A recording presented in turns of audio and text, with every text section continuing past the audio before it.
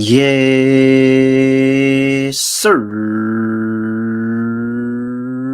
You're back with another edition of Fast Break Bets, presented by BettingPros. You know me, no voice, no guys. Me with the Terrell Furman Jr. here at your service.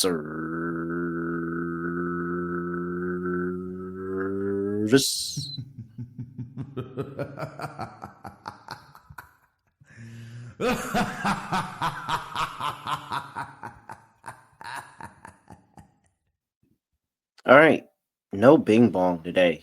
No Bing Bong. Knicks lost, but that's okay.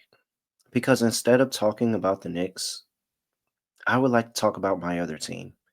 And I know it's not basketball, and this is a basketball podcast. However, we all watch football. Okay, maybe we all don't watch football, but I assume a large majority of us watch football. And plus, it's my show. So,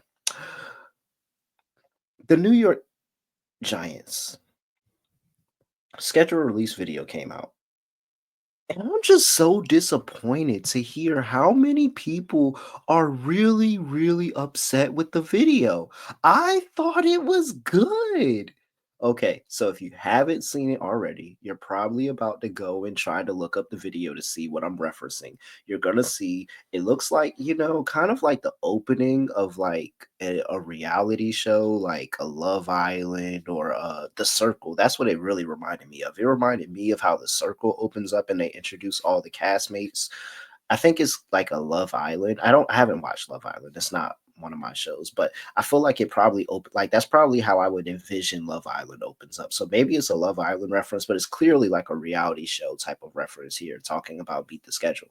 And so they have all the different characters playing representing the teams, and they're really funny. It's this lady that it opens up this lady, and she's talking about my name is Destiny, and she's the Chiefs, and she's talking about my favorite animal is zebras. I love the stripes, like how the Chiefs be cheating with the refs all the time. You had the guy, his name is Joey. He was the Eagles, but he tried to spell Joey and he was like Jeoy, and he spelled it wrong because of all the Eagles fan messing it up. The Commanders guy was this mama's boy, Jayton Daniels, his mom. It was a mama's boy, and he had a bunch of names. His name was like Will, Bob, Rob, all this stuff. Like it was funny, man. I don't care. Like I was looking in the comments and a whole bunch of people didn't like it.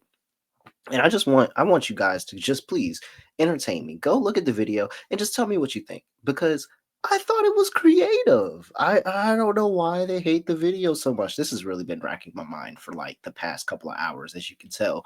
Uh, and I mean, the Knicks didn't look good in that second half, so I got even more time to think about it. But man, they had a whole bunch. It was an old lady. She was the Packers, and she was like, I was in long-term relationships, talking about the quarterbacks that they've had, Brett Favre, Aaron Rodgers, but now I finally found love. Like that was good. I don't care.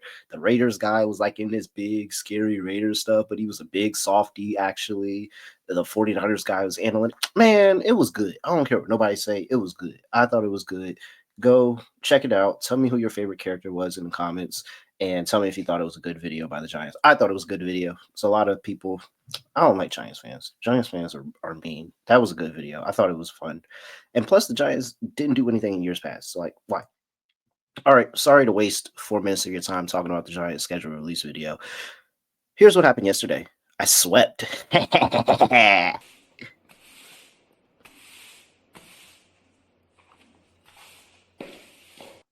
Beautiful stuff there.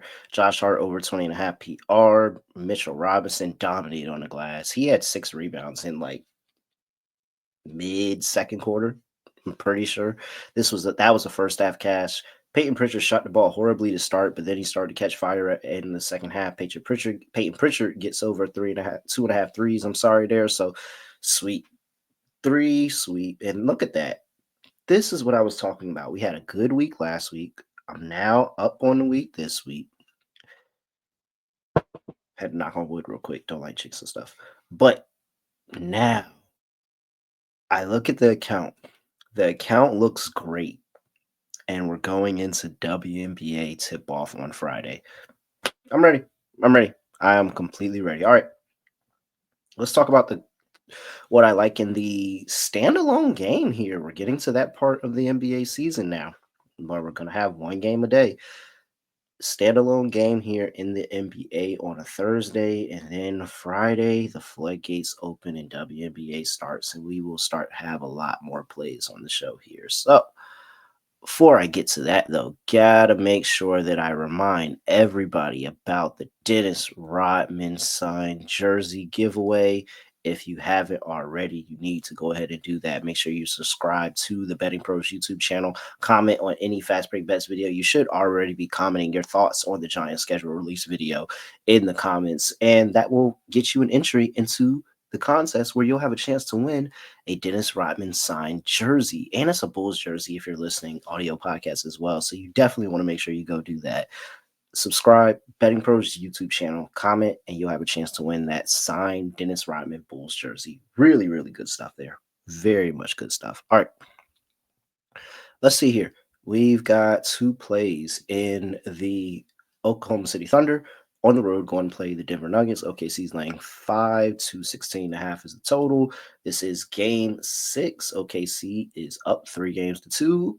Have a chance to close out Denver on their home floor here. So this is what I predicted. I did predict that OKC would get it done on Denver's home floor in 6. I took Denver plus 2.5 games for the series. We've already cashed that. Now I'm looking to see if we get the final part of this. So I do think OKC wins the game. I think it's going to be tough.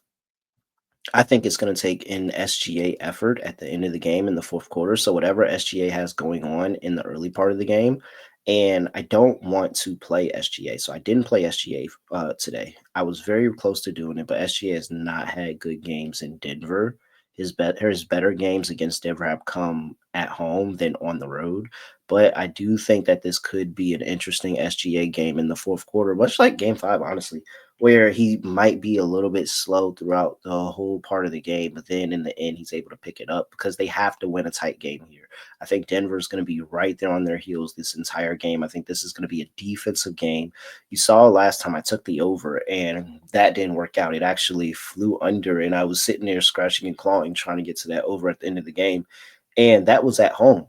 Now, I mean, at home for OKC. Now we're in Denver, where the altitude is there. The pace slowed down the last 2 games we were here, where we saw two ugly, ugly, ugly basketball games. And I think we could see a little bit like that here today, where we see a little bit higher defense, slower on the pace, ugly game, half court offense, and less turnovers as well. I think that's going to be one really, really big thing for Denver. They're going to try to limit the turnovers the best they can here in this opportunity, playing against this OKC team. So I do like OKC here, but I can't bet them. I think that I can see either way, whether OKC gets the win, whether Denver gets the win. I think this game goes under. I really do. I think this is more of a defensive game. I think that they limit the turnovers. They play in the half court. It's not a bunch of fast, what's the word I'm looking for? A bunch of turnovers that turn into quick offense and a whole bunch of points and push pace and all of that. No, I think this is going to be more of a slug it out, ugly, ugly game here again. So I'm going to go under here. I told myself I would bet the over when they're in OKC and the under when they're in Denver. It didn't work out last time, I will admit, but I'm still going to stick to it because I still think the handicap is there. And if anything, that game in OKC going under gives me even better feeling of, hey, this might just continue to be an under series. And the first couple of games were, just that. And now we've seen 3 straight unders here. I think we might see one more. I think this is a little bit slower of a game. I'm not gonna lie, I did not put as much as I put on my second play on that one, but I did still bet it under 216.5 for Denver and OKC. All right. Second play. And I mean, I feel like I'm gonna just give you a second. It's a player prop. If I've been continuously betting the OKC and Denver series, what player prop Now, granted, you may not get the exact prop, but what player am I betting right now? I'm going to just give you a second to yourself to think about that and just throw out an answer. And then if you want to throw out a couple of answers just to kind of cover your bases, do that. Nobody's going to tell because you're by yourself right now. But take your second and just guess what player I'm about to say right now because I think it should be easy, but I'm just curious. And then you can let me know in the comments also if you got it right. I'll give you a few seconds starting now. Do do do do do do do do do do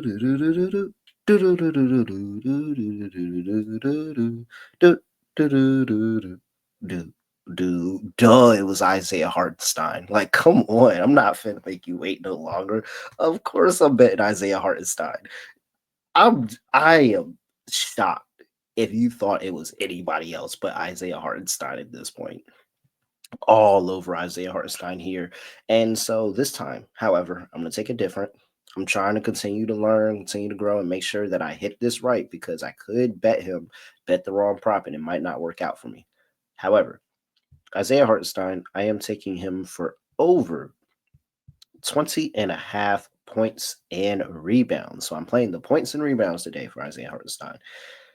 Now, he didn't have the biggest points game in the series when you look at what he was doing scoring wise, but he still had an impact. He still had a role. You look at what he did over the course of the series. He had 15 in that last game. That was really, really good. You go at Denver and he had 8 and 10.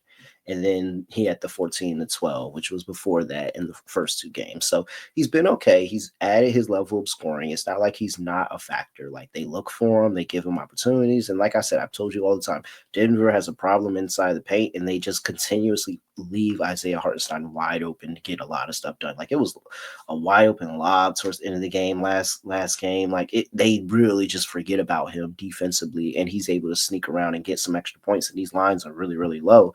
And then he's such a good rebounder. I mean, the rebounding numbers shot up with how ugly the game was in Denver the last two rounds and all the chances for rebounds, they shot up for him. He had 10 rebounds in game 3. He had 14 rebounds in game 4. So this is it. The assists haven't been there because the offense wasn't there on the road from all the auxiliary pieces. And a lot of the times when he's getting assists, he's passing back out the 3-point shooters, and the threes just weren't falling for them as they were at home like they are on the road. So I think that let's get the assist out of there. Let's just go with the points and the rebounds. I think he has his little role that he can get his 8 to 12 points, and then I like a good rebound game from him as well, and that gets us there. So I like Isaiah Hartenstein yet again. I mean, he's been so good to us. He's gone over 20 and a half points and rebounds in his last, I'm sorry, prop bet cheat sheet. He's gone over this number in his last 7 of his last 8 games against the Denver Nuggets. And the one that he did not go over, he had exactly 20. 25.9 is the projection over there at BettingPros. It's a 5-star play. And I mean, come on, he's been so good for us. Why am I going to stop? So I'm going yet again, Isaiah Hartenstein over 20 and a half points and rebounds. And there we are. This is what we're going with.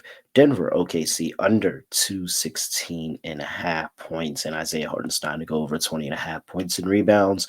Hopefully, good more stuff here. Good more stuff. I just made that up. I love it. Good more stuff here from Isaiah Hartenstein, and we get a really good day. And then again, the account is fat. It looks good, and we're gonna fire off on some WNBA because I feel good. I feel good to start the season, honestly, and I'm ready to see what these teams really look like and see if my assumptions are right. So I'm at really red underscore. Make sure you give me a follow on X at Betting Pros on X and TikTok at Betting Pros NFL on Instagram and YouTube.com/Betting Pros, where you can once again subscribe, leave a comment, have a chance to win that really cool Dennis Rodman signed Bull jersey. All right. With that, that's it. I have nothing else to say, nothing else to do. No other way of ending the podcast. Just gonna end it like this. We are out of here.